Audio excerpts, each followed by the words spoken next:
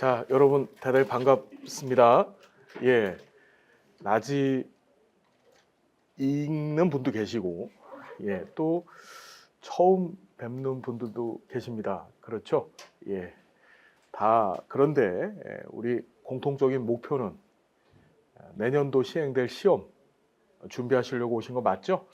예, 오늘 강의 잘 들어주시고 마음의 각오를 새롭게 잘 세워주시면 반드시 좋은 결과 있을 것을 제가 감히 약속을 드리겠습니다. 오늘 질문도 많이 해주시고 오늘 공부할 게 많아요. 오늘 뭐 할 거냐면 사회복사 1급 시험 대비 어떻게 할 것인가, 합격에 대한 전략을 같이 세워보고, 그 다음에 두 번째는 우리 총 8개 영역 시험을 보잖아요. 그 시험의 주요 개요들, 큰 틀을 잡는 강의를 할 거예요. 이 강의를 들으시고서 실제 여러분들 수업을 들으시면, 수업 공부를 하시게 되면 큰 시너지 효과가 나타날 겁니다. 아시겠죠, 여러분? 자, 그래서 나눠드린 유인물에다가 필기도 좀 잘 해두시고 정리 잘 해주시고 저한테 또 어떻게 역으로 질문도 많이 해주세요. 오늘 공부하시면서 어려운 것들, 정리가 안 되는 것들 질문해 주시면 됩니다. 알았죠, 여러분? 자, 우리 맨 처음에 할 게 뭐냐 하면 제24회 사회복지사 1급 국가시험 합격 설명회입니다. 어떻게 하면 합격할 수 있을까? 여러분들 24회 시험이에요. 내년에 시험 보거든요. 좀 이따가 시험 예정 일자를 알려드리긴 할 텐데 이게 벌써 1년에 한 번씩만 시험을 봐요. 1년에 한 번씩만 시험을 보는데 24번째 시험을 보게 됩니다. 올해 23번째 시험을 받고. 그렇죠. 여러분들 어떤 시험 보세요? 사회복지사 1급 국가고시, 정확히는 사회복지사 1급 국가시험이라고 얘기를 해요. 예, 법정 명칭은 그렇습니다. 자, 그 시험을 보시게 된다. 제가 제일 좋아하는 말이 있습니다. 이게 뭐냐? 내 인생의 주인공은 나다. 여러분들은 여러분 인생의 주인공이십니다. 주인공은요, 무대가 있으면 무대에서 멋진 모습을 보여주는 사람이 그 무대에 참여를 한 사람들이고, 그 중에 으뜸되는 사람을 우리가 주인공이라고 하죠. 여러분들은 어떤 사람들입니까? 주인공이에요. 주인공. 엑스트라가 아니고 단역 배우가 아니고 인생의 주인공. 이 주인공이 만일 그 무대에서 제대로 제 역할을 못하면 그 연극이나 드라마는 망가지는 거예요. 무슨 얘기인지 여러분 아시죠? 이 얘기는 어떤 의미를 갖고 있냐면, 여러분들은 삶에 대해서 지금도 열심히 잘하고 계시지만 충분히 책임감도 갖고 계시고 또 잘 돼야 될 의무감도 갖고 계셔야 된다는 얘기 하는 거예요. 우린 잘 돼야 됩니다. 특히 사회복지사는 정말 잘 돼야 돼요. 왜? 이유가 뭘까요? 우리가 만나게 될 사람들 있잖아요. 그 사람들은 대부분 다 안 되는 사람들, 못 되는 사람들, 어려운 사람들이거든요. 그런 사람들한테 여러분들이 어떻게 해요? 야, 봐봐, 나처럼 살면 잘 돼. 이걸 일종의 샘플로 보여주셔야 돼요. 그게 우리의 운명이에요. 사회복지사들의 운명.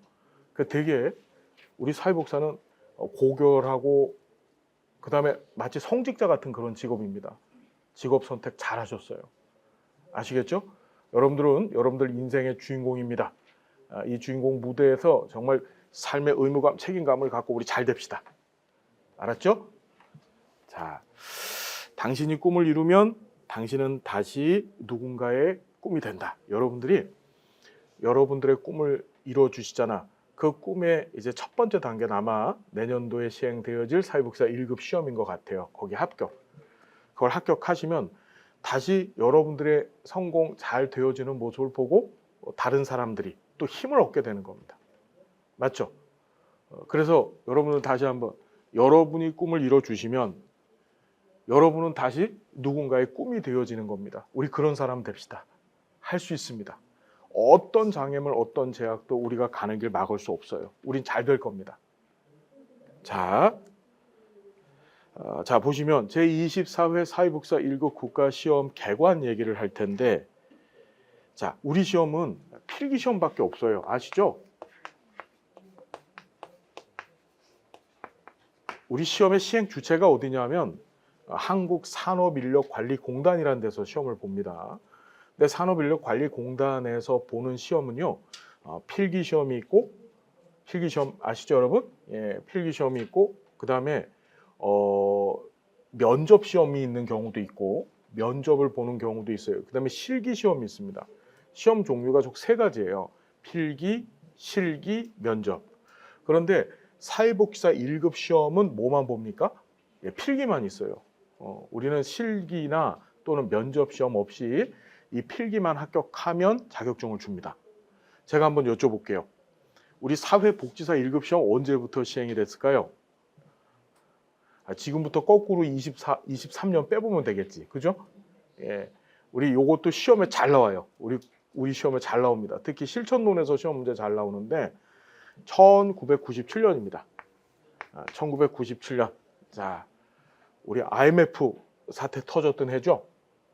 알고 계시죠, 여러분? 예. 그래서 이 1997년에 사회복지사업법, 이 사회복지사업법 우리 공부하게 될 텐데 이 사회복지사업법에서 이 사회복지사 자격을 규정하고 있어요. 그런데 이 사회복지사업법이 개정이 돼요. 개정이 돼서 어떻게 했느냐? 자, 사회복지사는 등급이 있었었는데 1등급, 2등급, 3등급. 그때 1등급은 대학을 나오면 그냥 줬어요. 4년제 대학을 졸업을 하면 그냥 줬었는데 97년 법 개정을 통해서 아니다. 이제부터는 시험을 합격해야만 준다. 그래서 97년도 법 개정이 돼서 이게 언제부터 시행이 됐냐면 2003년도. 2003년도부터 시행이 됐어요. 자, 1회 사회복지사 1급 시험 언제 시행된 거예요? 2003년부터. 예, 그래서 여러분들은 24회 시험을 보시게 될 거예요. 내년에 시험을 보시니까. 무슨 얘기인지 여러분 이해가 되셨죠? 사회복지사라고 하는 명칭. 자, 그래서 이것도 기억하셔야 돼요. 이게 시험에 잘 나와요. 97년도 법 개정을 통해서 2003년도서부터 1회 1급 시험을 치르기 시작했다. 이렇게 시험 문제 나옵니다. 자, 그리고 요거 지워도 되죠? 우리 사회복지사잖아요. 우리 사회복지사는 우리나라에서 이 사회복지사가 언제부터 자격증으로 등장했을까요? 이것도 시험의 실천론에서 잘 나옵니다. 사회복지 실천론에서. 사회복지사 얼마나 오래됐을까요? 우리 직업군이. 찍어보세요. 제가 예시를 3개만 드리겠습니다. 1번 1532년, 2번 1632년, 3번 1983년. 몇 번일까요? 어떻게 그렇게 금방 맞히세요? 이야, 훌륭하다. 이야, 틀린 사람이 한 명도 없습니다. 자, 사회복지사라고 하는 자격증이 처음으로 국가 자격증이 됐던 것이 1983년이에요. 얼마 안 됐죠? 그렇죠. 한 40년 정도 됐어요. 우리나라에서 국가 자격증으로 사회복지사 자격 제도가 도입되어진 것이 83년입니다. 자, 얘도 시험에 정말 잘 나와요. 83년에 역시 사회복지사업법이 개정이 되면서 사회복지사 국가 자격증 제도가 도입됐어요.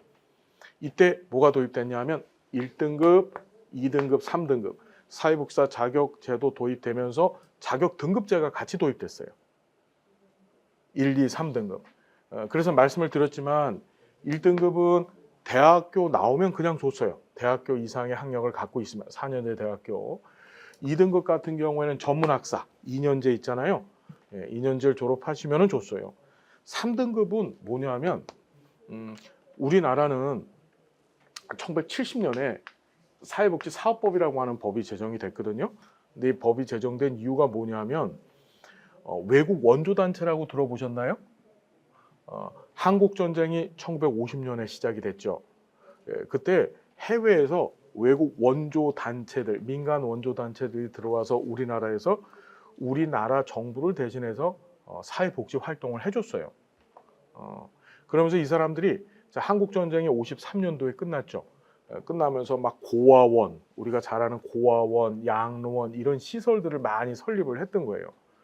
설립을 하고 운영하면서 거기에 종사하는 사람들이 필요했겠죠. 그때 이 70년에 제정되어진 사회복지사업법에서는 그 시설에서 특히 외원 단체들, 외국 원조 단체들이 설립한 시설에서 일을 하는 사람들을 그냥 통틀어 갖고서 사회 복지 사업 종사자 이렇게 법 명칭을 정했어요. 사회복지사업 종사자. 여기에는 밥 해주는 사람도 있을 거고, 그 시설 고아원 같은 데서 청소해주는 사람도 있을 거고, 때에 따라서는 거기서 예배 드리는 사람, 그 외원 단체들이 주로 이제 종교적 목적을 갖고 우리나라에 들어왔거든요. 그런 사람들을 그냥 다 묶어서 일하는 사람들은 그냥 사회복지사업 종사자라고 한 거예요. 무슨 상황인지 여러분 이해가 되셨죠? 그러다가 다시 83년도에 사회복지사업법이 개정이 되면서 야, 이래서는 안 되겠다. 정말 고도의 전문성을 갖고 프로그램을 설계를 하고 그 프로그램을 집행하는 그런 전문성을 갖고 있는 사람들을 사회복지사라고 하는 자격증을 주자라고 해서 등장한 것이 바로 83년도 사회복지사 자격증이에요. 이해됐나요? 자, 3등급은 뭐냐면은 이 70년대서부터 이 사회복지사업 종사자들이 있었잖아요. 이분들은 학교를 나온 적이 없어요. 그럼 어떻게 되냐? 경력. 보통 현장에서 경력을 쌓으면 1년 이상 이런 시설에서 경력을 쌓으시면은 그런 분들한테 이 자격증을 줬어요. 그냥. 그게 3등급이었었어요. 여러분 무슨 말인지 알겠나요? 자, 그러다가 자, 2017년에 역시 또 사회복지사업법이 개정이 됐어요. 개정이 돼서 3등급제가 어떻게 없어졌습니다. 2017년도 법 개정을 통해서 이 법 개정된 게 2018년부터 시행이 됐거든요. 2018년도서부터 3등급 자격 제도를 없애버립니다. 그러니까 현재는 몇 등급하고 몇 등급만 있어요. 예, 맞아요. 1등급하고 2등급만 있는 거예요. 그래서 2등급은 어떻게? 학위. 국가에서 정한 학점을 이수하거나 그 학점과 관련되어진 학위를 취득한 사람이 2등급을 받고, 자, 1등급은 국가 시험을 보게 만들어 놓은 거예요. 97년도 법 개정을 통해서 2003년도부터. 여러분 무슨 말인지 알겠죠? 여러분들은 현재 아마 2등급을 갖고 계시거나 또는 취득 예정이신 분들이실 거예요. 맞죠? 예. 그래서 내년에 1등급 시험을 보셔야만 되는 거예요. 법 개정을 통해서. 맞죠, 여러분? 예. 정리되셨죠? 자, 넘어가 볼게요. 잘못 찍혔다. 23회가 아니고 24회인데 사회복지사 1급 시험 예상일입니다. 짜자잔. 2026년 1월 10일. 자, 이날 시험 보게 될 겁니다. 우리 사회복지사 1급 시험은 어떻게 되냐면 시험 날짜를 산업인력관리공단에서 정하면 거꾸로 90일 전에 공지를 하게 돼 있어요. 수험생들한테. 그래서 그 날짜가 명확히 언제인지는 알려져 있지 알 수 없지만 현 시점에서는, 그런데 보통 설날 전 토요일 날 시험을 봐요. 설날 전주쯤에. 그래서 제가 예상한 날짜는 거의 틀리지 않습니다. 올해 내년 여러분들 24회 시험을 보실 때 언제 시험 보신다고요? 1월 10일 날 시험을 보실 거라고 생각하시고 이날에 초점을 맞춰서 지금부터 준비하시면 돼요. 알겠나요? 자, 계속 보자고요. 우리 사회복지사 자격증은요, 사회복지사업법이라고 하는 법, 이게 1970년에 제정된 법인데 이 법 제11조에서 규정하고 있어요. 자, 봤더니 사회복지사 1급 자격은 국가시험에 합격한 사람한테 준다. 언제부터 이렇게 됐다고요?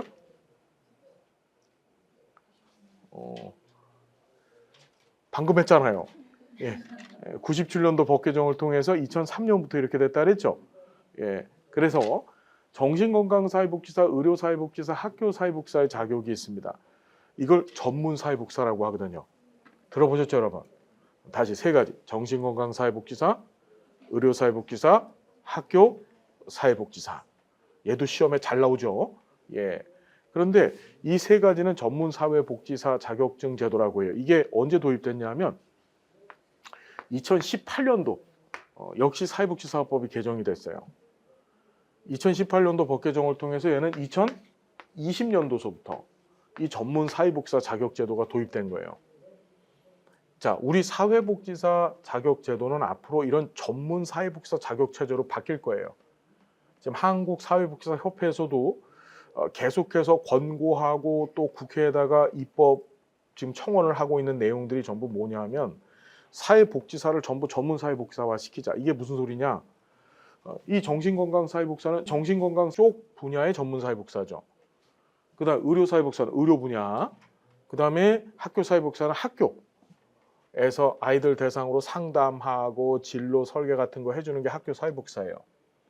그래서 자, 이거 외에 지금 얘기 나오는 것이 노인 사회복지사, 청소년 사회복지사 이런 식으로 해서 보통 지금 8개 영역까지 구분을 해놨어요. 이게 입법화될 겁니다. 근데 문제는 뭐냐면 이런 자격, 이 전문 사회복지사가 되려면 1급 사회복지사 자격증을 갖고 있어야 되고 첫 번째 조건이. 그다음에 보건복지부 영으로 정하는 수련기관에서 수련을 받은 사람. 그러니까 첫 번째 조건이 뭡니까? 1급 자격증이 있어야만 전문 사회복지사가 될 수 있다는 뜻이에요.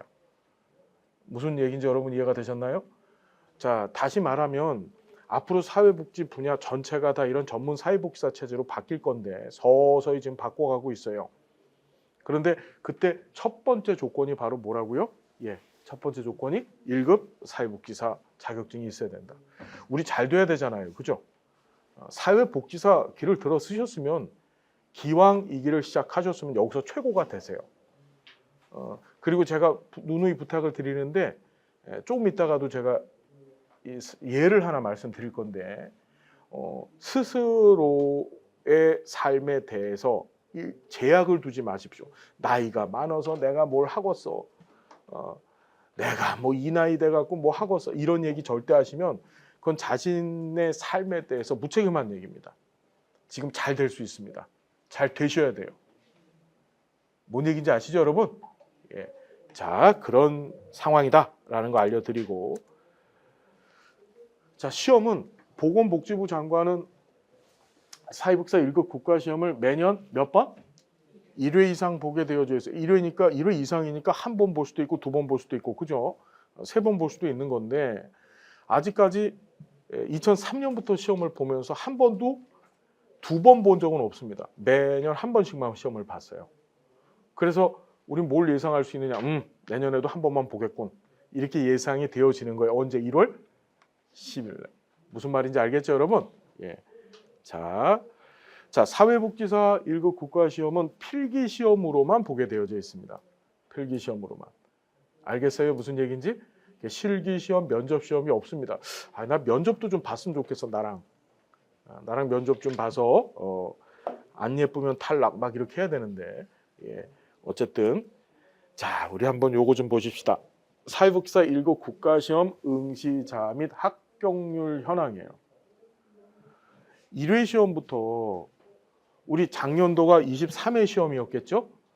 예. 1회 시험부터 뽑아오질 않고 16회 시험부터 23회까지의 통계자료만 갖고 왔어요. 자, 봤더니 이래요. 시행 일자는 항상 1월 달이었었죠? 1월 달. 19회 시험이 2월 달이었었어요.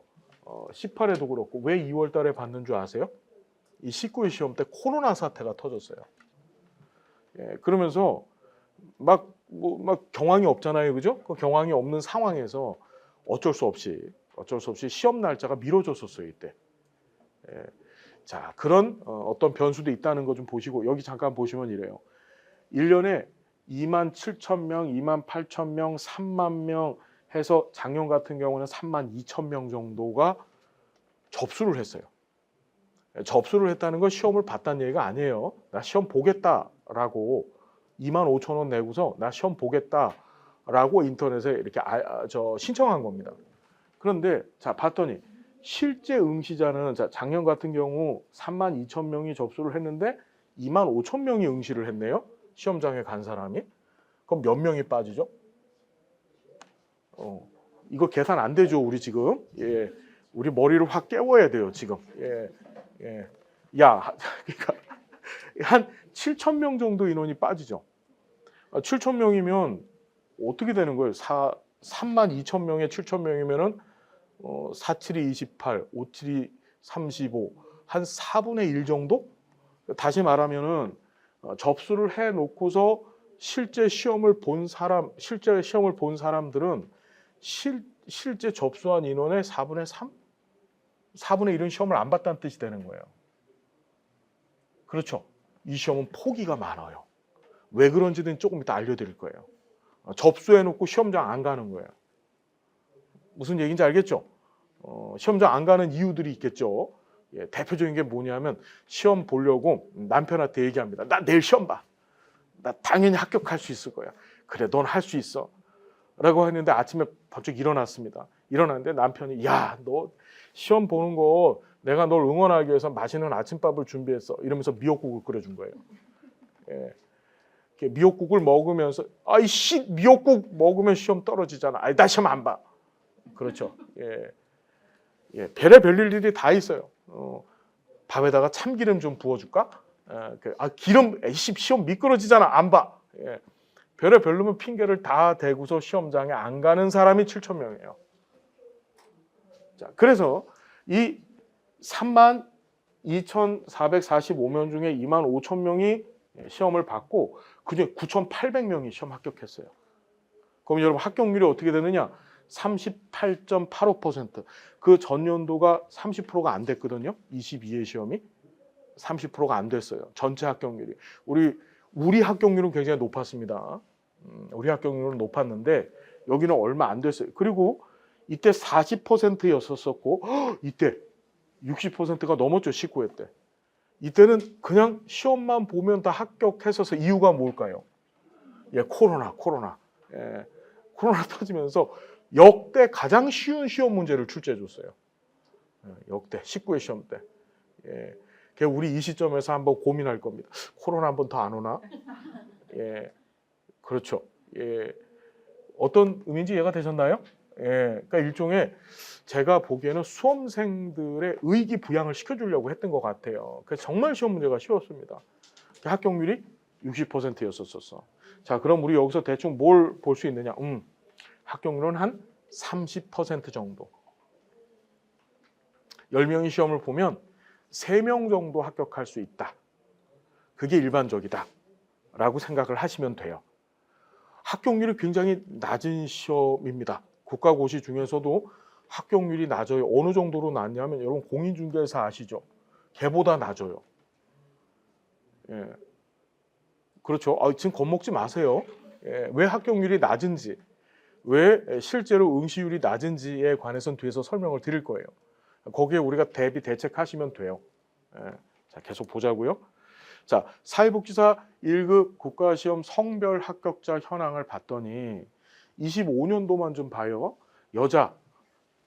자, 여기 자기 성별은 다 알고 계시죠? 예, 제가 지금 보기에는 성별 구분이 잘 되지는 않지만 성별은 알고 계실 겁니다. 자, 보면 여자가 압도적이죠. 현장에서는 여성분들이 사회복지사로서 일을 많이 하세요. 그래서 여성이 남성에 비해서 압도적입니다. 압도적인데 자, 합격률은 비슷해요. 그렇죠, 여러분?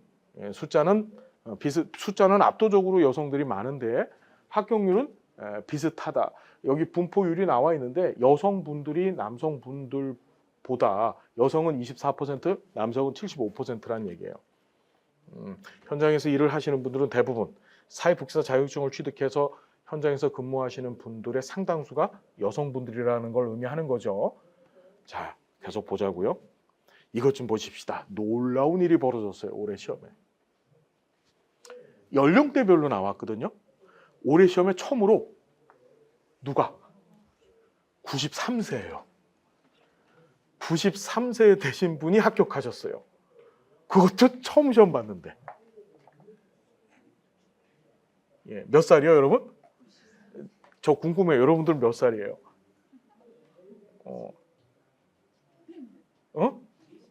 여러분들 50대, 뭐 20대는 없는 것 같아요. 예. 자, 어쨌든 가만히 봤더니 이래요. 합격률이 20대 애들은 합격률이 48%예요. 그러니까 20대 애들은 시험을 보면은 절반은 합격하는 거예요. 20대 애라고 해서 죄송한데 20대 친구들은 이 친구들은 주로 뭘까요? 대학교 졸업하면서 이제 바로 시험을 본 친구들이에요. 근데 그런 애들도 절반 합격해요. 절반이 못되게 합격하는 겁니다. 그 다음에 여기서부터 이제 합격률이 죄송합니다. 48%고 여기서부터 내려갈수록 어떻게 합격률이 현저하게 줄어들기 시작합니다. 나이가 많아질수록 합격률이 줄어드는 현상을 보이죠. 보여지시나요, 여러분? 예. 봤더니 30대는 40%, 40대는 30%, 50대가 조금 더 높아요. 40대보다. 30%. 그리고 70대 17%였는데 놀라운 일이 벌어졌다 그랬죠. 90대 들어서 100%. 한 분이 시험을 보셨어요. 이분 제가 누군지 알아요. 93세 어르신인데 시험을 보셔서 그것도 한 번, 1년 준비하셨어요. 합격하신 거예요. 어디라고 제가 특정해서 말씀을 드리긴 어렵지만 모 사이버 대학을 나오셔서 사이버 대학교 나오셔서 강의를 들으셨어요. 무슨 얘기인지 아시죠? 인강 들으셔서 합격하신 거예요. 자, 그럼 우린 여기서 뭘 캐치할 수 있느냐 하면 그래, 나도 할 수 있어. 어떤 의미인지 아시겠습니까? 자, 왜 이 시험은 이렇게 접수해놓고 응시하는 사람도 적고 또 반면에 왜 이 시험은 이렇게 합격률도 낮을까? 그것도 상대평가 시험도 아닌 절대평가라는 거 여러분 알고 계시죠? 이유가 있어요. 이유가. 아니 가만 보면 그냥 60점만 넘으면 100점 만점에 60점만 넘으면 되고 그렇죠. 절대평가 시험이니까. 자, 그리고 시험도 뭐 공부 조금만 하면 다 합격할 수 있어요. 예, 우리 교재 지금 사회복지사 1급 한 권 합격이라고 하는 책이 있는데 우리나라 지금 판매 1등이에요. 해커스 출판사에서 나온 교재인데 그게 판매 1등인데 제가 장담하겠습니다. 그 책 안에서 100% 다 나와요. 시험 문제. 그런데 그럼에도 불구하고 왜 합격률이 이렇게 낮고 실제 응시하는 율이 적을까? 자, 그걸 지금 또 분석해 볼게요. 첫 번째 이유가 뭐냐면 이 시험은 연초에 봐요. 시험이 언제 본다고요? 연초에 시험을 보는 거예요. 연초에. 그것도 딱 한 번만. 우리가 연말연시라는 얘기 아시죠? 그렇죠. 연말연시. 연말연시가 우리 삶 가운데 제일 바쁘잖아요. 그죠? 예. 현장에 계신 분들 같은 경우에는 뭐 하셔야 돼요? 이제 예산 수립도 하셔야 되고 사회복지 실전 현장에 계신 분들은 내년도 예산 수립도 해야 되고 그 예산 보고도 해야 되고 또 결과 정리도 좀 하셔야 돼요.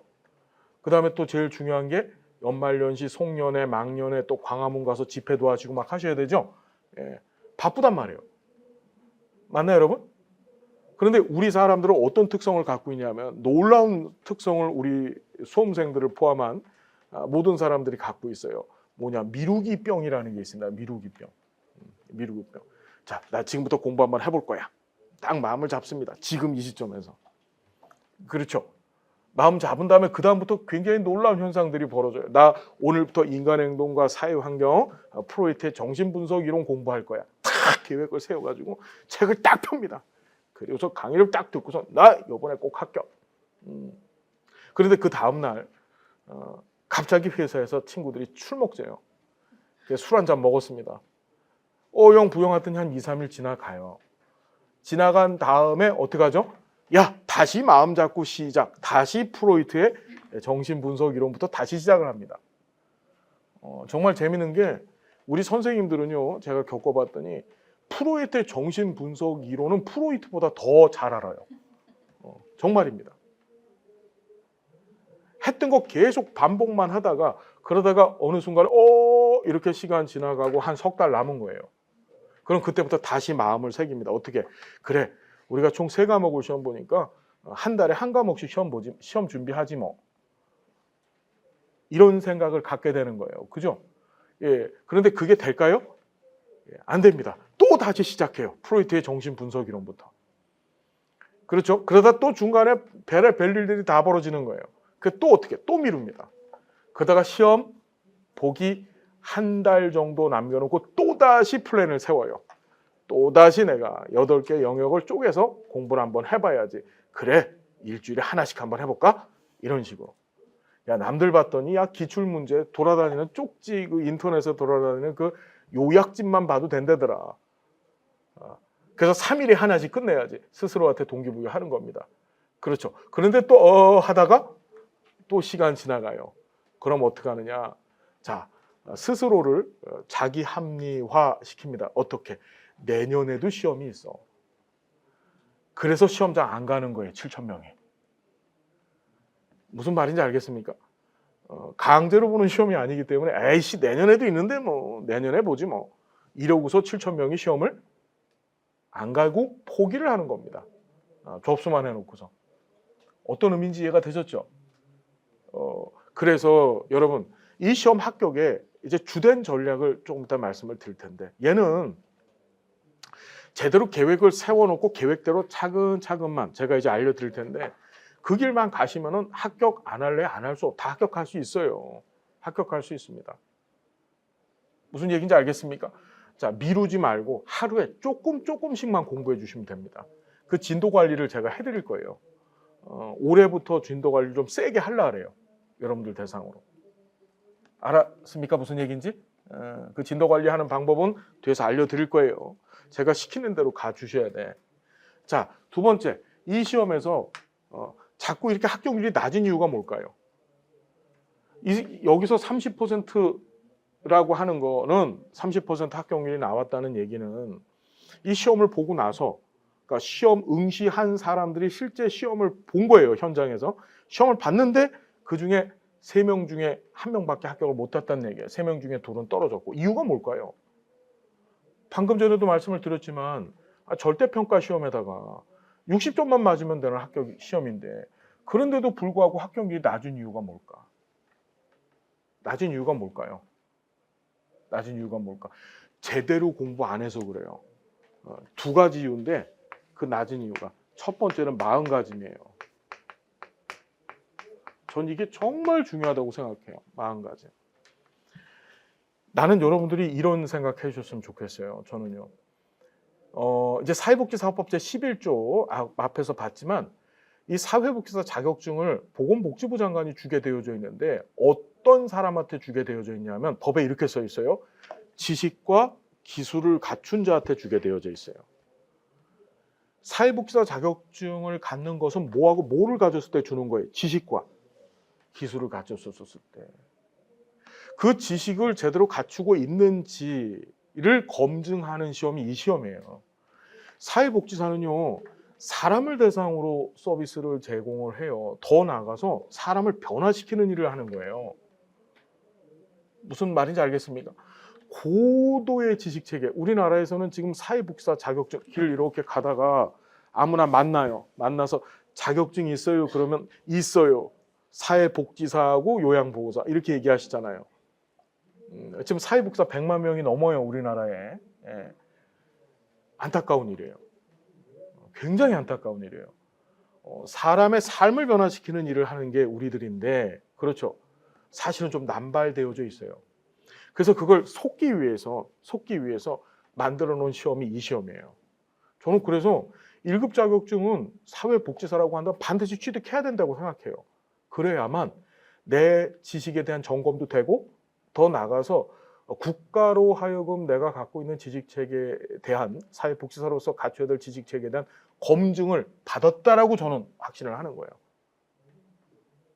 자, 이 마음가짐이라는 게 어떤 의미냐면 나 사회복지사 준비하잖아요. 그래, 합격만 해야지. 물론 합격해야죠. 그렇죠. 근데 그렇게 합격만 해야지. 요행을 통해서라도 합격만 해야지. 라는 생각을 갖고 있는 사람하고 아니다. 나 요번 기회에 시험 준비하면서 제대로 한번 해봐야지. 라고 하는 사람하고는 차이가 있을까요? 없을까요? 있습니다. 제가 자랑할 수 있는 게 뭔지 아세요? 저하고 공부하셨던 많은 우리 선생님들께서 새로운 진로를 찾아가시는 거야. 연세가 50대가 넘으셨는데도 불구하고 공무원 준비하러 저번 주에 또 오셨더라고요. 제가 노량진에서 사회복지 전담 공무원 강의를 하고 있어요. 근데 누구라고 제가 특정해서 말씀드리기는 어려운데 올해 1급 시험을 합격하셨어요. 오프라인에서 합격하신 분인데 오프라인에서 저 공부하셔서. 근데 합격하시고 나서 공무원 하겠다고 오셨어요. 73년생이신데. 근데 그런 분을 제가 한 분만 본 게 아니라 그 전년도에도 전담 공무원이 되신 분이 계세요. 52세이신데. 그래서 광명시에서 지금 근무하고 계신 분들도 계시고, 또 대학원 가셔서 석사, 박사과정 마치시고 새로운 인생길을 가시는 분들도 계세요. 뭐가 있냐면 자신감이 생긴 거예요. 삶에 대한 목적, 목표가 바뀌어진 거예요. 무슨 말인지 알겠습니까? 저 그래요. 어떤 얘기를 하고 싶은 거냐면, 이 시험 준비하는 기간 동안 저는 학교에서도 학생들 가르치거든요. 대학교, 대학원에서도. 그러면은 그 친구들한테 제가 강의를 하고 또 과제를 내줘요. 근데 그 강의나 그 과제 내줄 때 그 수준이 우리 사회복지사 1급 공부하는 수준 되지 못해요. 다시 말해서 뭐냐, 사회복지 관련해서 공부를 제대로 해볼 수 있는 유일한 시기가 언제예요? 1급 시험 준비할 때예요. 그럼 이게 어마어마한 미천이 돼요. 여러분들 사회복지사로서 일을 할 때. 어떤 분도 봤냐면 1급 자격증 공부하면서 열심히 공부한 내용을 갖고서 지금 유명한 보수교육, 사회복지사들은 보수교육 1년에 8시간 이상 받아야 되잖아요. 협회 보수교육 강사가 되셔가지고 본인이 가르치고 다니는 거예요. 자, 마음가짐. 뭡니까? 나 제대로 한번 공부해 보겠다. 나 지금부터 시작하는데 확실하게 제대로 한번 공부해 보겠다. 그 생각 가져주세요. 에이, 요행, 에이, 합격만 하면 돼. 여러분, 그렇게 공부해서 그게 지식이 될까요? 쓸모가 있을까요? 그냥 시험 합격할 수는 있을 거예요. 근데 그거 아무 소용 없어요. 좀 그래서 제발 잘 제대로 공부해 보자. 요번 기회에. 그거 강조하는 거예요. 그 마음가짐이 똑바로 들어선 사람이랑 그냥 합격만 대충 해야지 이런 사람이랑은 시험 합격률도 분명히 틀리겠지만, 두 번째로 뭐냐, 앞으로의 진로도 분명히 달라져요. 알았나요? 아까 전에 그 올해 오프라인에서 공부해서 합격하신 분 있잖아요. 73년생이신데 근데 오셔가지고서 7월 달서부터 이제 공무원 강의가 시작이 되거든요. 당신 합격하시겠대요. 공무원 되시겠다는 거예요. 그 삶이 바뀌어지는 거죠. 제가 확실하게 장담할 수 있는 게 그분 내년 합격하실 거예요. 그건 바뀌어지는 거예요, 삶이. 그런 분들이 많아요. 부지기수예요. 알았습니까? 자, 두 번째. 첫 번째는 마음가짐이에요. 마음가짐을 어떻게 갖느냐에 따라서 이런 합격률이 결정이 되는 거예요. 30% 안에 들 수도 있는 거고, 그렇지 못한 경우도 있는 거예요. 근데 마음가짐을 어떻게 가지라고요? 나 이번 기회에 제대로 공부 한번 해보겠다. 그렇죠. 그래서 이 공부한 거 갖고 대학원도 좀 가고 공무원도 좀 되고. 우리 공부하신 분들 중에서 건강보험공단 아시죠? 거기 장교양 사업부에 들어가신 분들도 계세요. 연세가 50대 넘은 아줌마인데도 불구하고. 알겠습니까? 공부하신 분, 남자분 중에서는 1급 합격해서 지금 코이카 아세요? 국제 한국 협력단 있잖아요. 그거 가셔갖고 지금 외국에 파견 가신 분도 계세요. 전혀 틀리더라고요. 제가 봤더니 나의 삶에 대해서 얼마만큼 내가 의무감을 갖고 최선을 다하느냐에 따라서 여러분들이 스스로 이렇게 가려놨던 그 장애물들 있잖아요. 그런 거 의미가 없어요. 그냥 다 되더라고요. 다.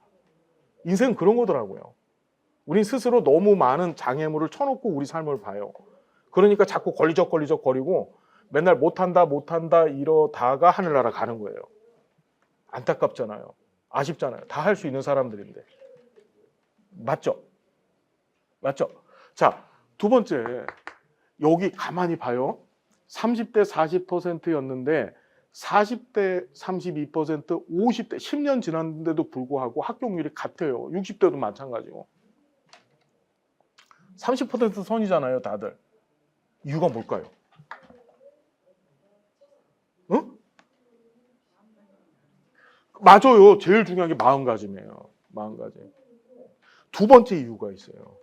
이분들 공부할 때 뭐 하는 거지? 전략을 세워서 하는 거예요. 그 전략에 관한 얘기 할 거예요, 제가. 이거만 갖추면 돼요. 연초에 하는 시험이기 때문에 계획 세워서 진행하면 되고.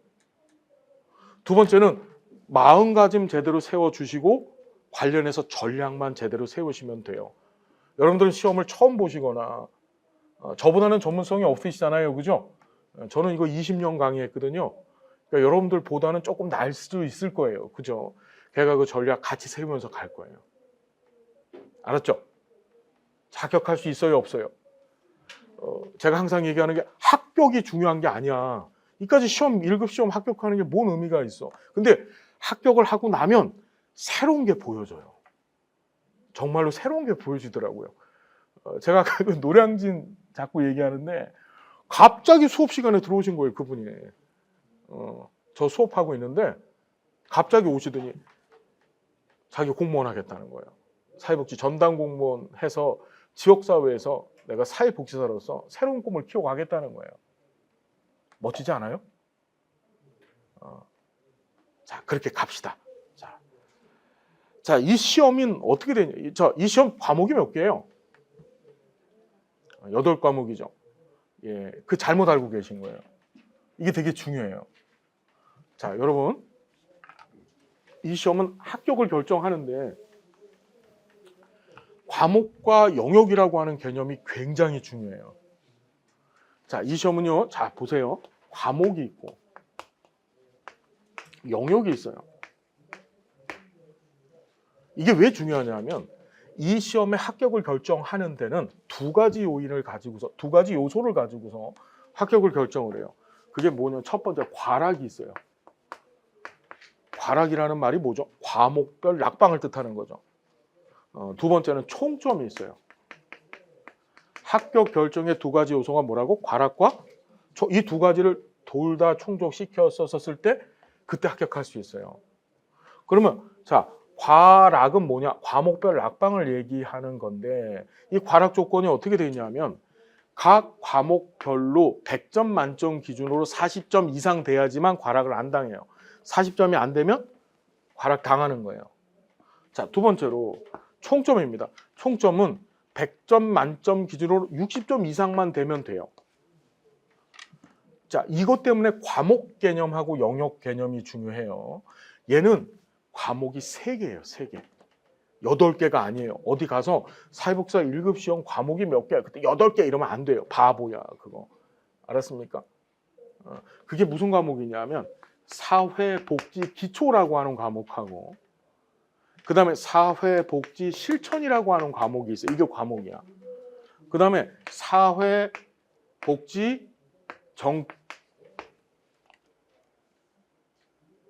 200점 만점으로 시험을 보는데 기초, 그 다음에 사회복지 실천, 그 다음에 사회복지 정책과 제도.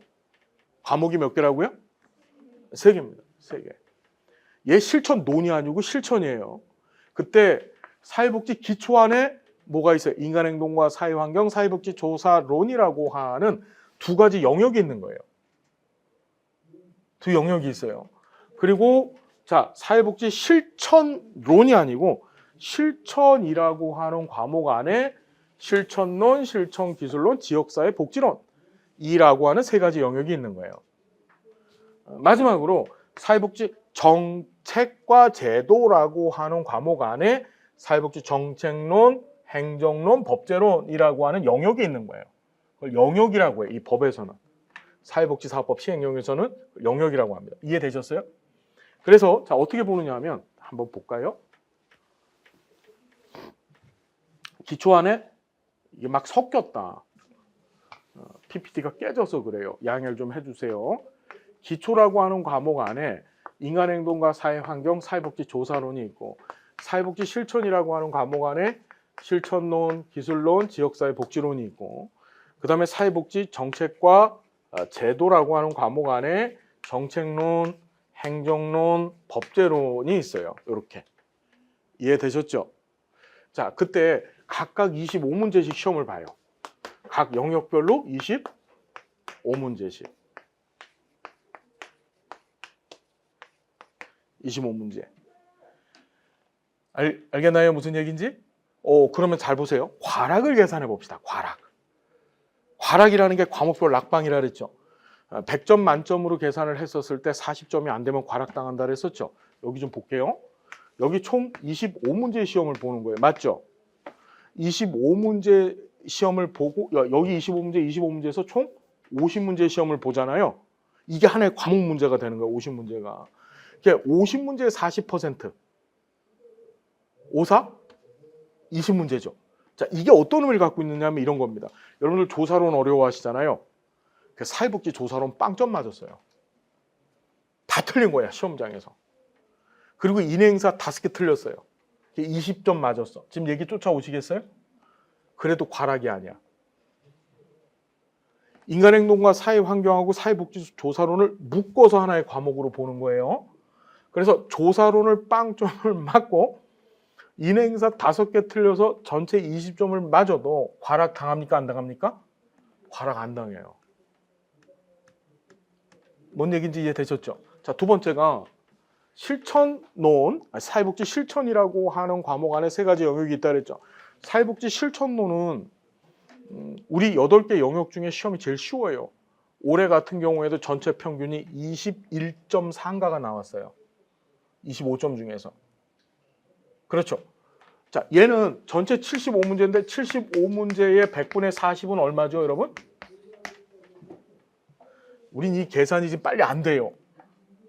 몇 문제예요? 30문제죠?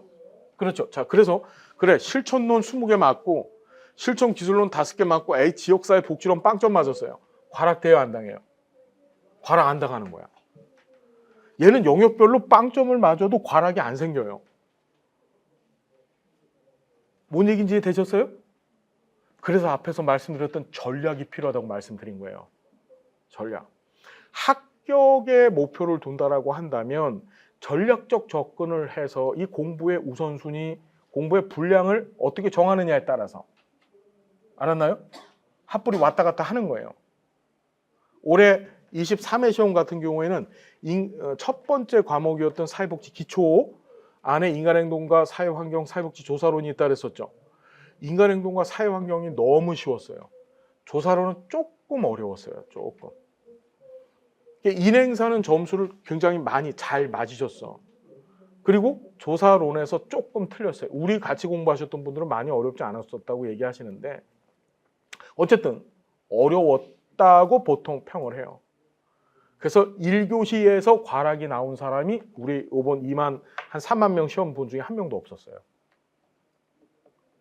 어떤 의미인지 아시겠죠? 다시 말해서 인행사 잘 보고 조사론을 조금 망쳤는데 그래도 과락당하지 않는다는 거야. 자, 이 시험은 과락이 생길까 안 생길까요? 생길까 안 생길까요? 한 3만 명 시험 보잖아요? 그럼 그 중에서 과락이 하나나 2명 나와요. 그건 가문의 영광이에요, 여러분. 예, 자랑하고 다녀도 돼. 나 과락 나왔다? 예, 나 3만 명 중에 하나야. 나 이러면서 자랑하고 다녀도 돼. 무슨 얘기인지 아시겠나요? 그렇지. 그건 정말 놀라운 확률로 과락을 나는 그분들이 아마도 시험 문제 정답을 다 알고 있는데 일부러 과락 당하기 위해서 피해 다닌 것 같아. 자, 이 시험은 과락 걱정할 필요 있다 없다? 없어요. 총점만 걱정하면 돼요. 총점만. 무슨 얘기인지 아시겠죠? 과락 안 당해요. 총점만 걱정하시면 된다. 총점은 자 25문제, 25문제씩 해서 총 8영역 200문제를 보거든요. 200문제에 100분의 60 이상 맞으면 돼요. 그러니까 총 몇 문제죠? 그래요. 60이요? 200 곱하기 100분의 60이니까 우린 이 계산이 지금 안 되고 있죠, 여러분. 예, 우리나라엔 굉장히 좋은 제도가 하나 있어요. 노인 장기요양 보험 제도라고. 예, 치매를 갖고 계신 분들한테 좋은 서비스를 제공해 줍니다. 기저귀도 갈아주고 막 그래요. 예, 그 치매 주요 증상이 뭐죠, 여러분? 계산이 안 돼요. 예, 자, 120 문제만 맞으면 되는 거야. 몇 개요? 다른 거 생각하지 말고 총점에서 200문제 시험을 보는데 120개 이상만 맞으면 합격한다. 120개. 무슨 얘기인지 알겠습니까? 119개 맞으면 어떻게 돼요? 떨어지는 거야. 120개 맞으면 합격이야. 199개 맞으면 올해 1등이 189개였었어요. 1등이. 전국 1등이 189점. 우리 이 시험이 말입니다. 1년에 한 3만 명씩 시험을 봐서 지금 23년 했잖아요. 그러면 한 70만 명 시험 본 거거든요. 지금까지. 근데 단 한 번도 만점자가 있었을까요? 없었을까요? 없었어요. 이 시험은. 여러분들 중에서 올해 만점이 한 명 나와줬으면 좋겠어. 알았나요? 알았죠? 알았어요? 몰랐어요? 여러분들 중에 꼭 만점이 한 명 나와주세요. 올해. 알았죠? 예. 열심히 저랑 공부해서 꼭 한번 만점 나와주는 거야. 그러면 여러분 신문에 실려요. 예. 그 90세 할아버지가 신문에 나왔거든요. 예. 무슨 얘기인지 알겠죠, 여러분? 한번 하면 돼. 그까짓 거 못할 게 뭐 있어. 마음 먹기 나름이에요, 모든 것은. 자, 그래서 120점만 맞으면 합격이다. 그냥 과락 걱정하지 말고 총점 120점인데, 자, 많은 분들이 시험에서 좋은 결과를 얻지 못해요. 떨어진 거야. 본인의 시험 점수를 알려주거든요. 그럼 이분들이 항상 하시는 말씀이, 다른 사람은 자기 시험 점수를 모르잖아요. 하시는 말씀이 다 119점으로 떨어졌대. 예, 저는 그 말을 믿지 않아요. 무슨 말인지 알겠죠? 예, 자, 120점 이상만 맞으면 된다. 120개 이상만. 그럼 120개 이상 맞는다는 얘기는 무슨 소리냐면 각 25문제잖아요. 25문제 중에서 여기서 15개, 여기서 15개, 각 15개씩만 맞으면 되는 거예요. 영역별로. 10개씩 틀려도 합격이야. 그런데도 불구하고 합격률이 30%밖에 안 되는 이유가 말씀드렸죠. 계획을 제대로 수립하지 않아서 맨날 인행사 프로이트만 하다 끝난다. 그래서 7,000명이 시험장에 안 간다는 거.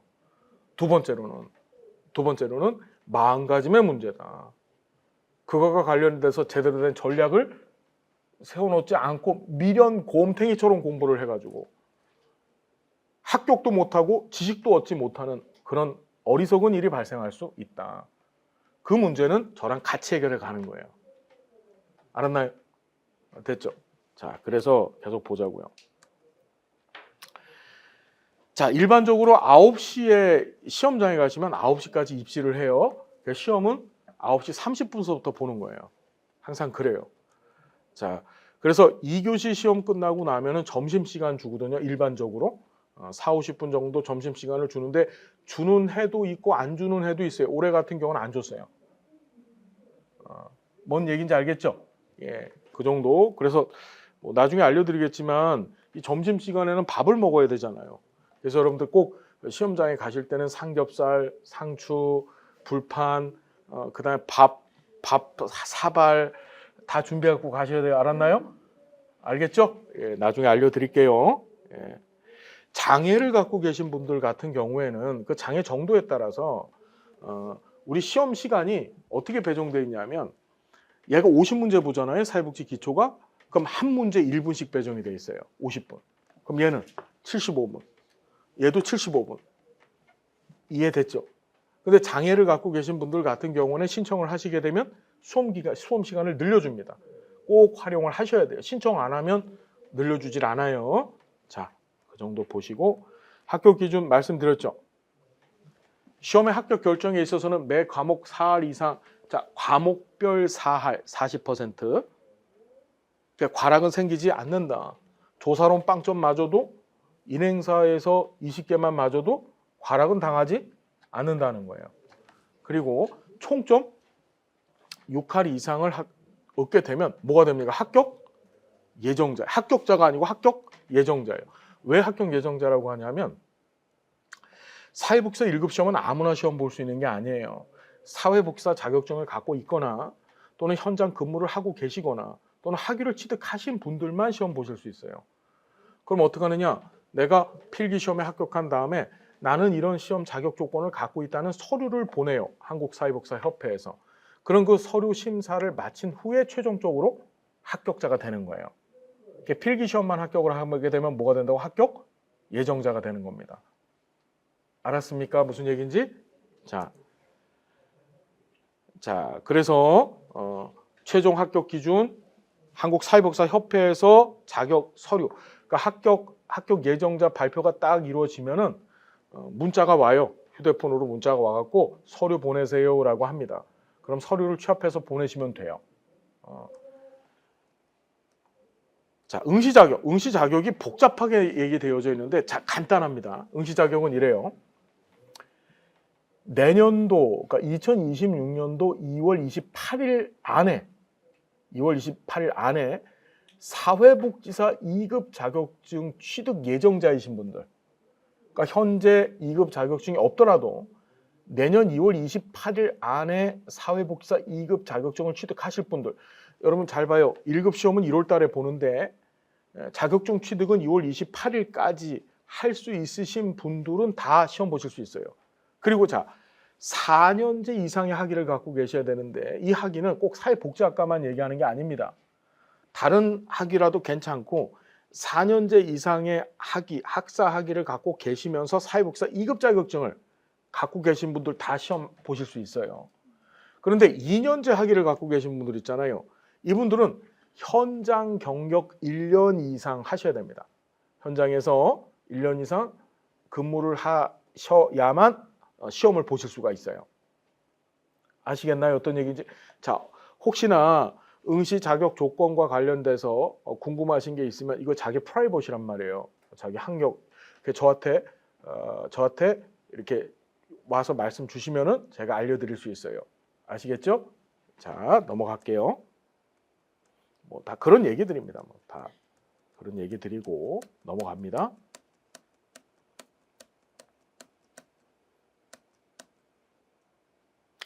사회복사가 못 되시는 분들이 계세요.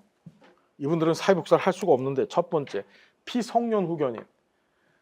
들어보셨어요? 이게 올해 1급 시험 법제론 시험에 나왔어요. 이런 분들은 사회복사를 못합니다. 우리 피성년 후견인이 옛날에는 이걸 금치산자라고 했거든요. 금치산자라고 들어봤나요? 금치산자가 뭐예요? 이 명칭이 좋지 않다라고 해서 법의 명칭을 바꾼 거예요. 뭐라고? 피성년 후견인. 성년이 됐음에도 불구하고 스스로 의사결정할 수 있는 능력이 되질 못해서 후견인에 의해서 당할 피자입니다. 의사결정을 당하는 사람들이야. 나이가 많음에도. 우리 민법에서는 성년을 19세 이상으로 규정하고 있거든요. 뭔 얘기인지 알겠죠, 여러분? 자, 보시면 이래요. 이걸 옛날에 금치산자라고 했는데 이 금치산자로 이해를 하는 게 더 빨라요. 우리 자본주의 사회에서는요, 우리가 살고 있는 이 세상에서는 치산, 이게 다스릴 치자, 재산 산자예요. 자기 재산을 관리할 수 있는 능력을 갖고 있어야만 그게 정상적인 인간이에요. 막 낭비하거나 또는 재산을 이상한 데 쓰거나 이러면 무슨 어떤 질환이나 문제가 있는 사람이 되겠죠. 이런 사람들을 이제 법의 판사의 선고에 따라서 그 치산, 자기 재산 관리를 금지시킨 사람을 금치산자라고 하는 거예요. 어떤 사람이 있을까? 치매. 그렇죠. 우리 옛날에 지금 자꾸 하셨지만 롯데그룹에 그 신격호 회장이 계셨잖아요. 그분은 자식들이 어떻게 법원에다 금치산자 판정을 받게 했어요. 선고를 받으셔서 금치산자가 되신 거야. 금치산자가 되는 순간에 본인 스스로 재산 관리를 할 수 있어요, 없어요? 못하는 거죠. 그 자식들이 그걸 관리를 하게 된 거야. 자, 여기 치매 손 들어보세요. 나 치매. 그걸 피성년 후견이라고 합니다. 또는 심각한 정신질환 있어요? 없죠. 예, 자, 그걸 우리 시험 볼 수 있고, 그 다음에 금고 이상의 형을 선고받고 그 집행이 끝나지 아니하거나 집행을 받지 아니하기로 확정되지 아니한 사람. 우리 형법 제41조에서는 형벌의 종류를 규정하고 있어요. 금고 위에 징역, 징역 위에 사형 이렇게 있거든요. 그걸 선고는 판사가 선고를 해주는 거예요. 형을 정해주는 거죠. 그 집행을 끝나지 아니해서 이건 무슨 소리지? 아직 감옥에 있는 거야. 또는 집행을 받지 아니하기로 확정되지 아니한 사람. 우리 대통령이 사면권 갖고 있잖아요. 그래서 사면 받지 못한 사람. 혹시 여기서 탈옥하신 분 계세요? 나 감옥에 있다가 지금 잠깐 1급 특강 들으러 왔어 하는 사람 없어요? 예, 그럼 다 시험 보실 수 있는 거야. 자, 사회복사 될 수 있고, 법원 판결에 따라 자격이 상실되거나 정지된 사람. 자, 마약, 대마 또는 향정신의약품 중독자. 요새는 이거 다 조금씩 하잖아요. 마약 조금 안 하세요, 여러분? 대마초 안 피시나? 이거 하면 사회복사 못 돼요. 자, 그 다음에 자, 정신건강 증진 및 정신질환자 복지 서비스 지원에 관한 법률이 있습니다. 2016년도 제정된 법인데 이 법에 따른 정신질환자. 근데 그 중에 전문의가 적합하다고 인정하는 사람은 사회복사 될 수 있어요. 우리 안타까운 친구 하나가 있었어요. 이 조현증 환자가 있었었는데 아산병원을 다녔어요. 근데 사회복사가 되고 싶었던 거야. 그래 우리 수업 때도 찾아오고 그랬었어요. 근데 의사가 넌 안 돼. 판정을 안 해준 거야. 그러다가 작년 말에 의사가 뭘 해줬죠? 예, 적합하다고 인정을 해준 거예요. 그래서 올해 준비를 시작한 친구가 있어요. 남자친구인데. 알겠죠? 무슨 얘기인지. 혹시 여기 정신질환자, 치매, 탈옥범, 탈옥수 없으시죠? 탈옥 아니세요? 그렇구나. 사형 당하신 분 없으시죠? 예. 자, 취소 사유인데 이건 뭐 볼 필요 없습니다. 볼 필요 없고 23회입니다. 사회복지사 1급 시험 대비 전략입니다. 연초에 치루어지는 시험이다. 말씀드렸죠. 그런데 이 시험에 또 다른 문제가 공부할 분량이 좀 많아요. 8개 영역이나 되잖아요. 이게 학부에서 공부를 하게 되면 이게 전공만 8개란 말이에요. 공부량이 상당히 많거든요. 그래서 뭐 하죠? 겁먹어갖고 맨날 인행사 프로이트만 하다 끝나는 거예요. 자, 전문가가 되기 위한 시험이다. 우리가 전문가로서의 내 지식을 검증받는 시험이에요. 자, 60점만 맞으면 합격할 수 있다고 말씀드렸죠. 120개만 맞추면 돼요.